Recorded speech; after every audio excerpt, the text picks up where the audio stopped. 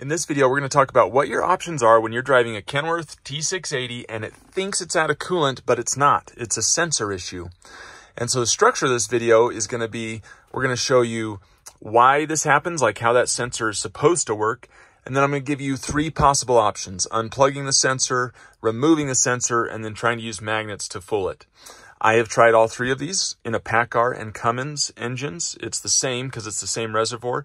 Sometimes they work, sometimes they don't. The goal of this is you're stuck on the side of the road and you need to get going. This will allow you, hopefully, to be able to get going. So first, let's talk about how the sensor works. I'm going to show you at the coolant tank. Let's go down there.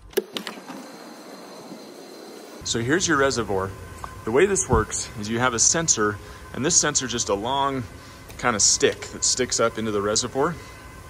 And what that is inside the reservoir, there is a collar, a magnetic collar. And when the level's up, it's high, and the sensor picks up that it's up high and everything's okay. When it drops down and goes lower on that sensor, that's when it freaks out. One of the main issues is that little collar gets stuck in the down position, and then you just have to get a new reservoir. And that's why it thinks you're out of coolant when you're really not. Now, it could be the sensor itself is bad, which is easy to replace. It could be those wiring problems.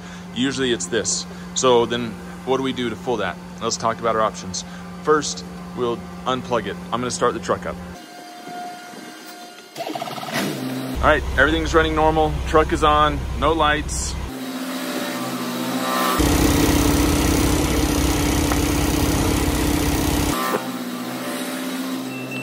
So we unplugged it. So the first thing to notice is if you unplug it, make sure you secure that wire somewhere so it doesn't like get caught in your engine fan. But you notice my low coolant light came on and it's beeping, which is annoying. However, it's not shutting me down. So that's option number 1. You can try that. That may or may not work. Option number 2.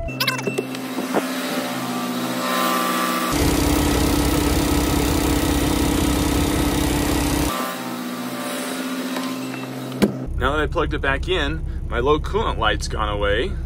I don't have any lights right now, which is really interesting. I would think it would detect that it's not picking up any signal. So there's option number 2 that's a possibility for you. Now, option number 3, it takes some creativity and it requires a magnet. And I know this is, you might not have a magnet with you, but hey, if you do, why not try it? I'm gonna go down there. I have some little magnets and I'm gonna tape the magnets around the top. I'll show you how, and we'll try that.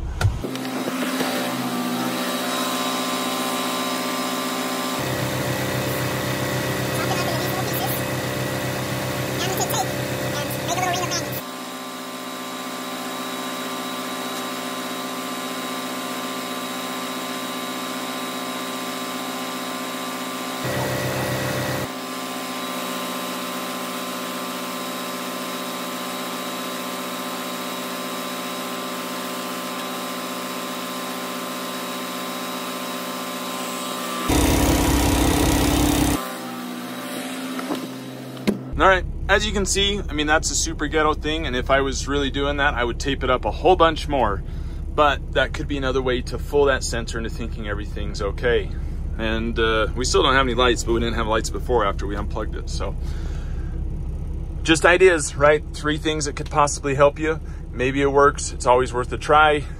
You got stuck on the side of the road, you kind of get desperate, you're willing to do whatever it takes. But I've had each of these options work.